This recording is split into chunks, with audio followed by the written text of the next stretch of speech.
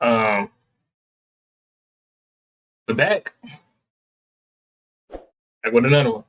Which of y'all shows most does the most? J Crispy. It's your host that does the most. J Crispy. The only streamer that cares. My golf cart. I don't remember the last time we watched golf cart, but it had to be some like a recent video. Not recent, probably like a long 2 months video or something like that. It had to be in June we watched this dude. Yeah, maybe in June. I don't know. Important part of any live stream is we is on the road to that fat 700. Make sure y'all like, comment, subscribe, and let's get on to it. You know what the most important part of any live stream is? What? The chat. Yep. Every night, thousands of viewers pour into their favorite streamers' chat. Chat. Together, they decide what games get played, what videos get watched, and the streamers who keep them entertained get paid. It sounds pretty easy, right? Just give the chat what it wants. The problem is, chat never wants just one thing. There's thousands of people all asking for something different, and no matter what you do, someone's unhappy. The biggest streamers learn to follow the majority and keep the party moving, because stopping everything for one unhappy viewer is the cardinal sin of streaming. You don't leave 10,000 people hanging over a single name in the chat. But what happens when the needs of the one are a matter of life and death? My girlfriend of 3 years took her own life in November of 2025. Losing my best friend and the person I love most in the world. I'm feeling like my life is no longer worth living, and I've been falling into a bad habit of drug addiction, leading me to on MDMA in December. I don't want to be here anymore. This is Joe Bartolozzi, and he's one of the only streamers. Hey, Joe Bart, hands down, doesn't get that much respect as a streamer. Cause he keep it real. He keep it real with so much with his chat, bro. Like, I sat there and watched this man give helpful advice to a lot of his viewers and watched it on TikTok, watched his streams, watched it on YouTube. He always come with a helpful advice. And it might not, in his words, it might not be the best. But I'm going to try my best to give you the best advice to get you out that situation, to out your bubble that you having problems with. And it really got me mad that the Streamer Awards do not really appreciate Joe Bart. They did not give this man a nominee or a selection of one of the picks. No, they could have put 13 picks there. Joe Bart could have be in there. He at least should have been top 5. At his finest, should have been top 5. But hey, this is streaming stuff. We got to show the other people some love too. Blah, blah, blah, blah. But when we going to show Joe Bart some love too? That's what y'all not getting. Joe Bart got to be the most realest person to come on this streaming platform. Somebody donated, come on some real stuff. He thinking it's real. Like, yeah, some people might be sitting there trolling and stuff like that, and there's streamers that does, laugh and thinking that's it's funny. Sometimes they do be trolling, cause, shout out to RDC, bro. He's like none but they chat is talking about grandmas getting flipped over, falling down the steps and stuff like that, and that stuff do be funny sometimes too. It do, but do it really be happening? Who knows? We never know. That stops everything when someone needs help. If a chatter of mine is coming into my chat saying they're suicidal, I am first and foremost going to read their message. But when you do this, when you make yourself the person people turn to at their lowest, you're also now the one who has to carry the weight of it. Because now you're surrounded by darkness. Today I decided to end everything. Got a shotgun, can't find it in me to love myself. Now you're giving away pieces of yourself to everyone around you. People are genuinely asking me to fix their problems. I can't. Now it feels like the whole world is on your shoulders. Now I'm going, if I stop posting, people are gonna start themselves. That's a heavy weight to pick up, and we wanted to know why. Who is Joe Bartolozzi, and why do you care so deeply about some of the things that you do? Which is maybe a little deep for 10:30 in the morning, but no, that's all right.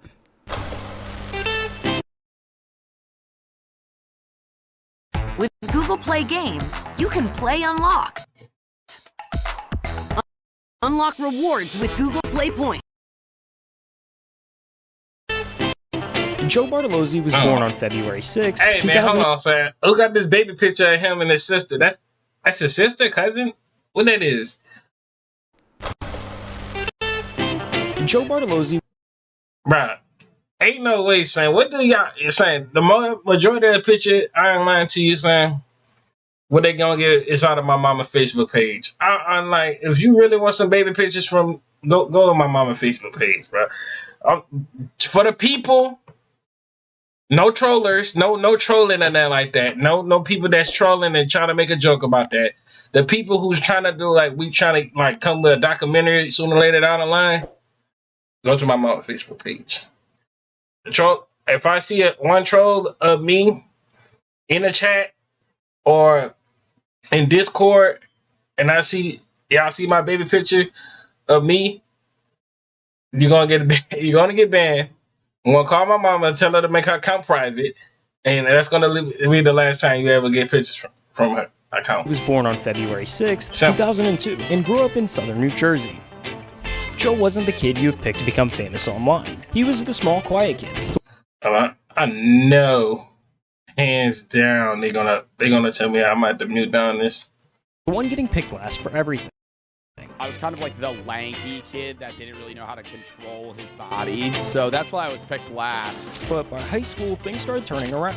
He hit his growth spurt, got into lifting, and went from being the kid nobody picked to a legitimate athlete.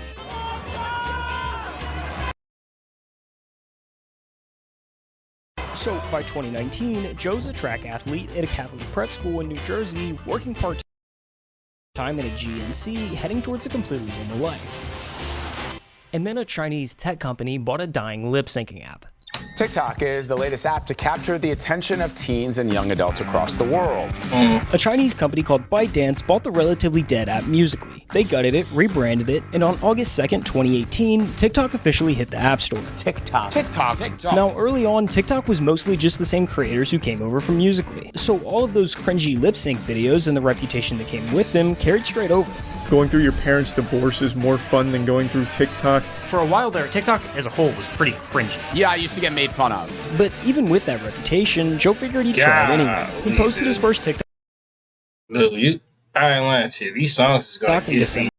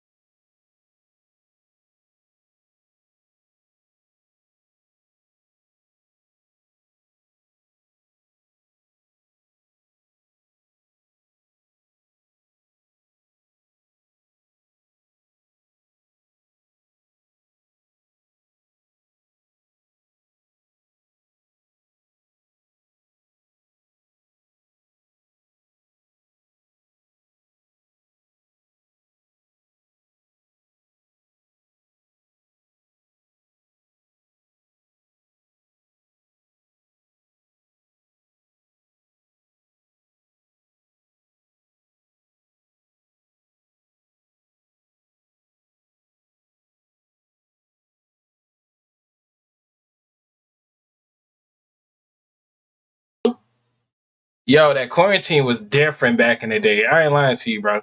If you was a YouTuber at that time, you would definitely was about to have a good milestone. But what do you think this does to a person? It's not the same guys as like a Disney star, right? Because I was nowhere near that level. But it's just the idea of like, I was a teenager that's getting clout, and I think 99% of the time, that's bad. And Joe was no exception. All of those views, all that attention that comes with internet fame, it went straight to his head.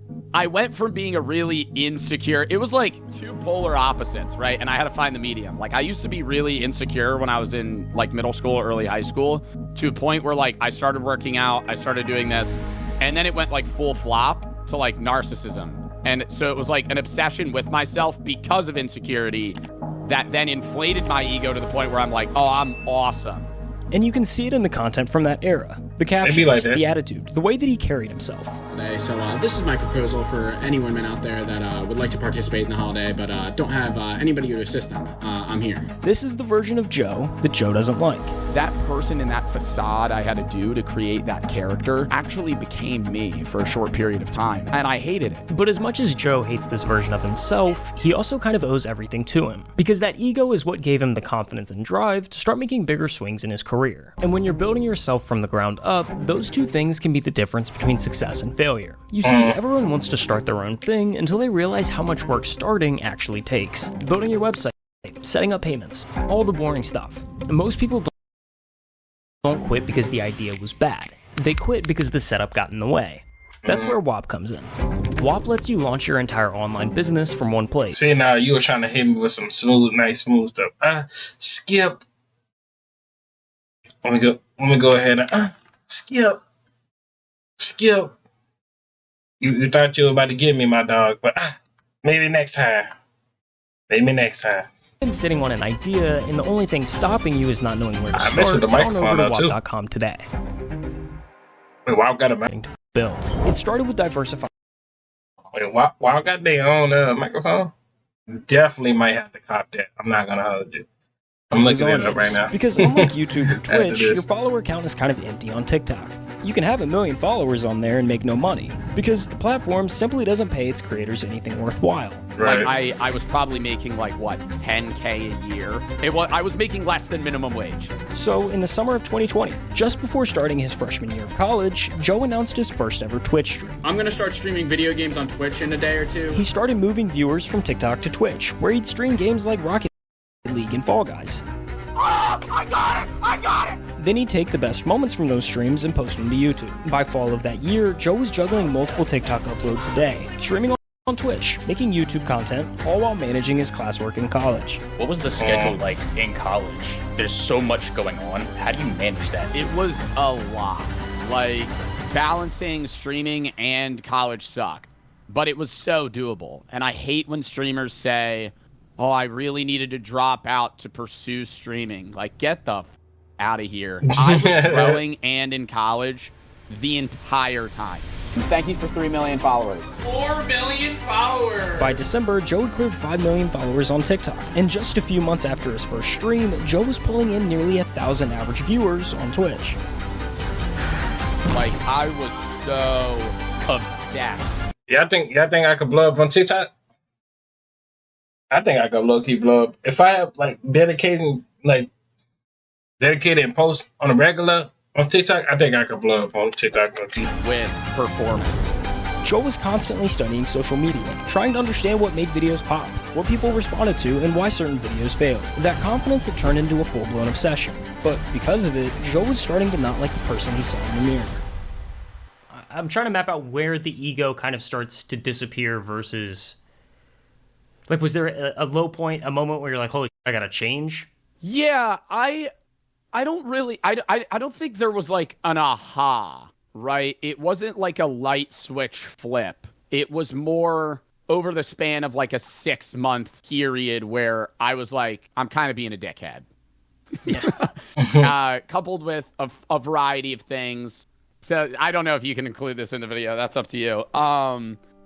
I tripped on mushrooms for the first time, and I hate when people talk about like that being a genuine changing factor in their life, because it's like, okay, cornball, like that's what made you really have that light switch. But I think it was a part of it, it removed the grooves of life that I have gotten into, and it made me reset to a point where I had to kind of look in myself. A lot of the people that I knew in philosophy classes as well were sharing ideas that, I may have heard but not resonated or understood fully. It was so much like, wow, I'm gonna die one day. I should kind of treat people in a way that's like, this is our only life. And I accredit my viewers a lot because in that time, parasocial relationships built a little bit, which is bad. But at the same time, there were people coming to me for the first time going, I want to kill myself. Oh, wow. You were chatting to your last streamer because you're ending it all. Whoa, whoa, whoa, whoa, whoa, whoa, whoa, whoa, whoa, whoa, whoa, whoa, whoa, whoa, whoa, whoa. If there was a moment of like lock in, it was that. What happened? One of my subs just said he's gonna himself. Dude, do you need help? Because I was going, yeah, even though I'm 19, you know, there are people that actually look up to me in a way that's like, I need to be better. Life is the best thing that will ever happen, no matter how bad it can get. Facts. Life is amazing. Now put yourself in that chair for a Facts. second. Never ever in your life think you it's way too easy to go. Never, you know, do the most craziest things. Like what I say about the craziest things, like feel like you need to be gone from this earth. Cause you really don't. And a lot of people say that every day they need to be gone on the earth, but you know, there's no purpose of you thinking you need to be gone on the earth anyways. If you more charitable in the earth than gone. Just keep it real. Cause life will still go on if you here or not. Just to keep it the God honest truth. So you might as well still be here trying your day on day and thanking God for us, for waking us, all of us. You, me, everybody. Waking up every single day. Trying to be a better person. Who's know? You never know what God got for us in general in life. You never know. You can have a blessing come. Maybe you might have a bad day. But just know, as long as you doing good in life and you trying your best to do you're trying your best to do better with your life. Like let's say you was a jerk, an asshole ass nigga. And you was a jerk to everybody.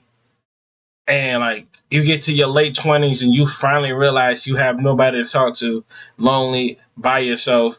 You're looking at the wall, watching your favorite streamers and stuff. Might be laughing, but once they like stop live streaming for that day, you nothing but listening to your sad songs, looking at the wall, like, dang, why did I really be that jerk? So you'd rather change yourself right now than like later down on the line when you might need people in the long run. Simple.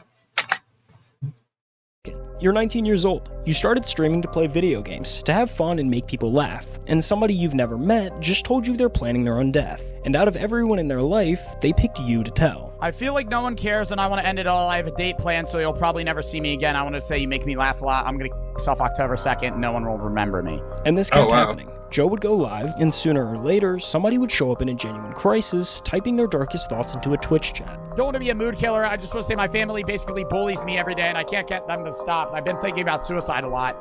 When Joe first started getting these messages from chatters, his initial response was the same as anyone with the hearts would be. He wanted to help. Both on stream and off of it, Joe took the time to talk with those viewers, getting to know them on a personal level and giving them real advice just like you would with a friend. You guys mean the world to me. If you need help with something like that, I can dream for the last like 15 minutes to talk about this because that's important. But there's a harsh reality that all streamers have to learn eventually. Your viewers aren't your friends.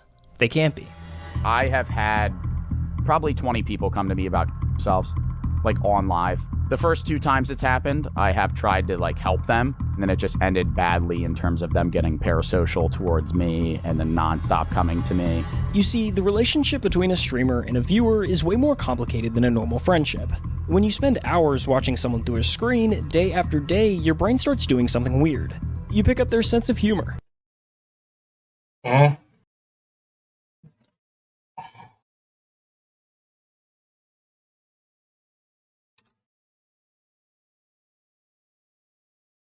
Through a screen, day after day, your brain starts doing something weird. You pick up their sense of humor. You learn their opinions, their moods, what makes them laugh and what sets them off. You come to know them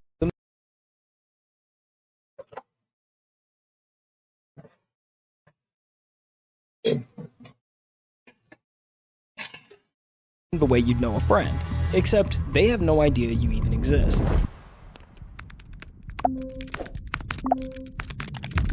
This is what's called a parasocial relationship, and it can be a dangerous thing.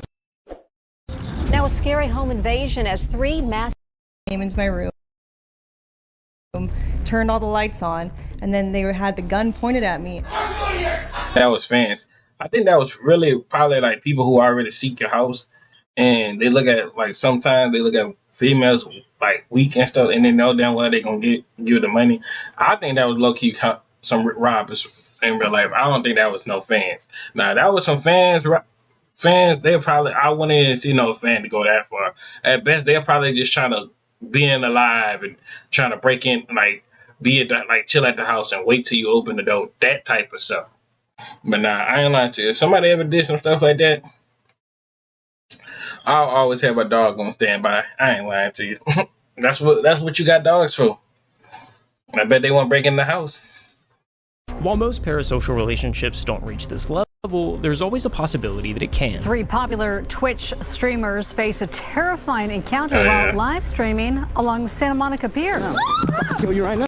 I'll kill you right now. If the streamer leans too far one way, they might come across as uninterested or cold, but lean too far the other, and viewers can mistake an occasional reply for friendship. Please stop following me. It's getting weird. It's getting strange. I don't know you, okay? So please leave me alone. That's where things can take a turn for the worst, because now that attention can turn into expectation.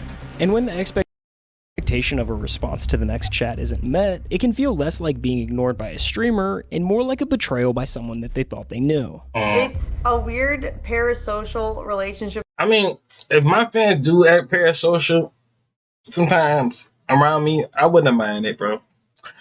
I wouldn't mind it, and I'm saying that now because I don't have that much people not right now. But if I do end up having like parasocial fans, I wouldn't even trip about it. As long as y'all ain't on that weird stuff following me where I be at and trying to, ask me weird questions, then who knows, man. I mean, you can follow, I'm gonna have security. And if I don't have security, you catch me by myself. I mean, hey, we could chat, chill, take a picture, you could come eat at the bar, chill, that, and you can ask me questions and, might start you a little career path. Who knows? That forms, and you're not even aware that this person is forming that typically until they're like about to show up, or they do show up. The gap is hard to manage, which is why most streamers keep a barrier up around the heavy personal stuff. My sis is dead. Right, let's try and keep it positive. Please don't talk about side of my chat, please. This is something I just don't like to hear or talk about, And you can't really blame them. At the end of the day, streamers are supposed to entertain. At some point, there has to be a boundary between caring about the people watching and becoming responsible for everything that they bring into the chat. They become too attached to you, where they see you as an actual friend that they have. So I feel like that is kind of a boundary that you have to set as a streamer. But it's hard to gauge where that line is. Joe had every reason to draw that same boundary. He'd answered the heavy messages, taken conversations off stream, and learned what could happen when things become too parasocial. The first 2 times I helped somebody with issues, they just kept messaging me, and then they got upset when I stopped messaging them. So it's more so of that issue. But mental health meant too much to him. Ignoring somebody who might not make it through the night was never a choice he could live with.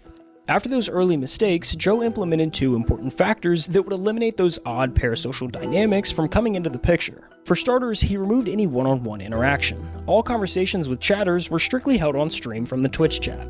I've prepared to go, tired of waiting for things to improve. You are my escape. Thank you, dude. If you're saying you're gonna kill yourself, don't. I know this was 10 minutes ago. I hope you're still here. And second, but most importantly, he made the pivot from trying to be the help himself and became the middleman. Fine if you're depressed and you want to come to me for advice, but when it comes to the gravity of seeking an expert is better than seeking Joe Bartolozzi, a Twitch streamer, TikToker. You know what I mean? For those who came into the chat looking for help, Joe was there to give them a few encouraging words and push them in the right direction. I've had not so good thoughts, if you know what I mean, and listening to your advice and others has helped me even during those hard times. If you ever have thoughts, reach out to somebody, genuinely. Go to a therapist, psychiatrist, talk to somebody that can help you. It's not the answer. There's only so much I'm able to do as a creator. Especially seeing that I don't know the person. So that's why I try to do the charity streams for 988 or AFSP or Trevor Project. We're doing reactions today. And it's a charity stream. We raised $2,700, which was matched 3x by the Melinda Bill Gates Foundation. So dub in the chat for that. Goes to a good cause, saving lives. And for a while, this worked pretty well.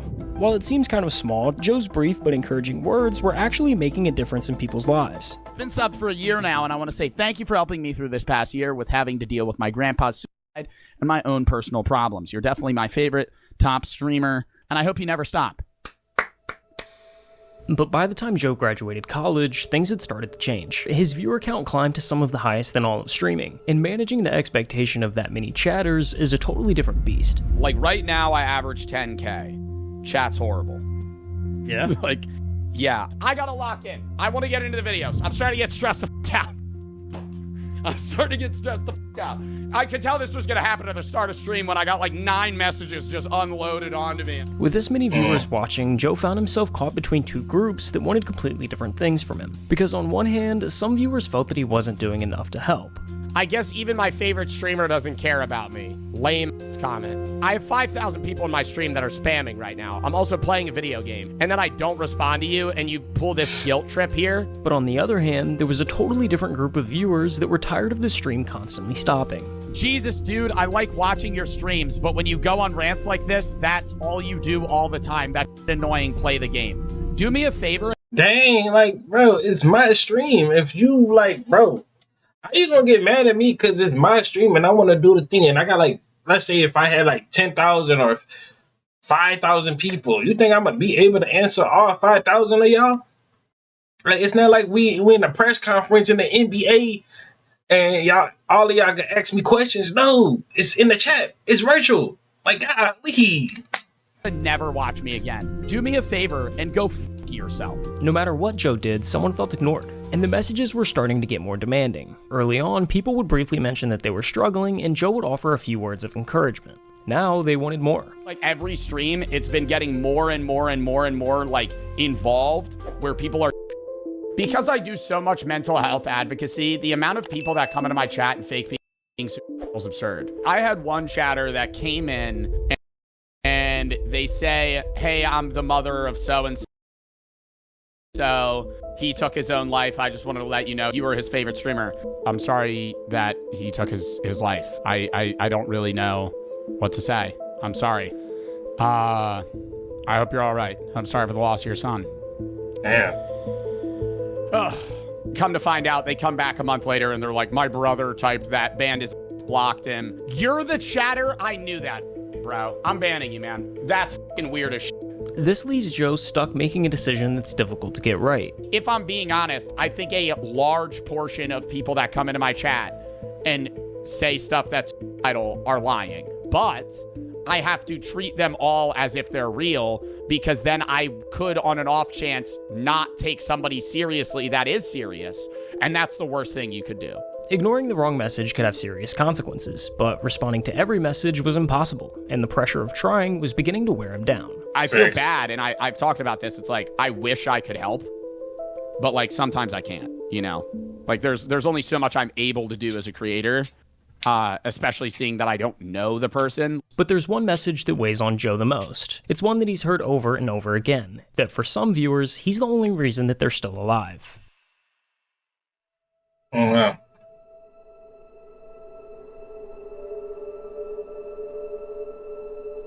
You were there when my dad passed. You saved me from ending my own life more than anyone should. I've realized so much because of you. I can't thank you enough. You unknowingly have helped me with a lot. My life has gotten about a lot better since watching you from your philosophy stuff. Never had a favorite streamer until I watched your streams, and it kind of saved my life, no pressure. I wanted to myself, you saved my life. I did not save your life. You saved your own life. Please get the help you need, though. If I'm the only reason that you stopped, wanting to kill yourself in that moment, you need a lot of help outside of just watching my content. When you hear some of those stories, how... Like, people just need to change their ways, and bro, it happened. It's like you will lose a lot of people, and I don't like to come on these touchy comments because I get emotional sometimes, time to times, because it happens. It's life though. But yeah, bro. Sometime in life you just gotta keep going. I mean, eventually you're gonna see them. Eventually, and yeah, I'm not gonna go like more to that topic, but it just happened to everybody. Ain't nobody lose just nobody. that take on Everybody you. 'Cause, lost like, somebody. I know, I'm watching through some of their clips, talking to people like this. A lot of the chat is asking, who is checking on Joe? I'm starting therapy soon. I'm not saying it's bad to have my videos as like something to fall back on to make you feel happier versus like I'm suicidal, your videos are the only thing that's keeping me alive. Take a second and think about what that actually means for the person receiving it. Somebody just told you that your uploads are load-bearing for their existence. Don't tell me that. Like I'm glad I'm able to help, man, but like get help. Like get help. Please. So what happens if you take a break? What happens if you burn out and quit? On some level, Joe now feels like he has to keep posting, because somewhere out there, somebody's hanging on by his streaming schedule. There will be people that will like come to my chat and they're like, hey, you prevented me from killing myself because I saw one of your videos and it made me laugh. On surface level, that's great. If you're me, now I'm going, oh, if I stop posting, people are gonna start killing themselves. And beyond the pressure, there's the sheer exposure to darkness. Joe's DMs and chat are a constant stream of people's lowest moments. And when you're surrounded by that much pain for that long, it eventually starts to get in. That's like the one thing is the emotional drain, I guess. Like I put a lot out. After every stream, Joe sits there for an hour just coming back down from what the job took out of him. Like when I'm done stream, I get off. I literally sit there in like silence for maybe an hour. I need like time to decompress. Just because that is a lot at times.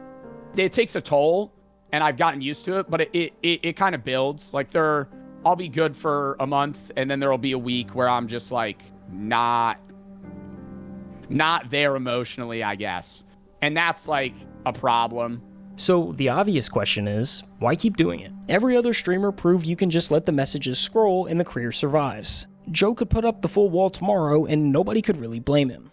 I'm not sitting here acting like I'm some role model, but if people are going through stuff and I recognize that they're watching my content to help them, that I want them to have some sort of guidance of redirection to be better themselves and also better their own mental health in a way that's good for them. Joe did the math and decided helping people is worth what it costs him. I enjoy making people happy more than the other aspects of the job.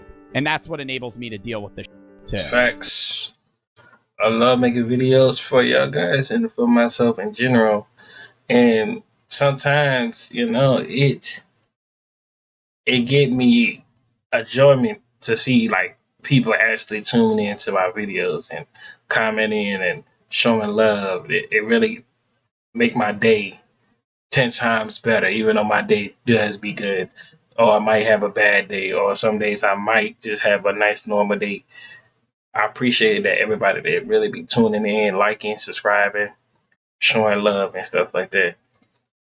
Like a lot of people are like, oh, push through the negatives because you make money. I think I push through the negative because I can affect people more positively here than any other job that I could possibly be doing. But once he saw what his platform could do for people at their lowest, walking away from that stopped being an option he could live with.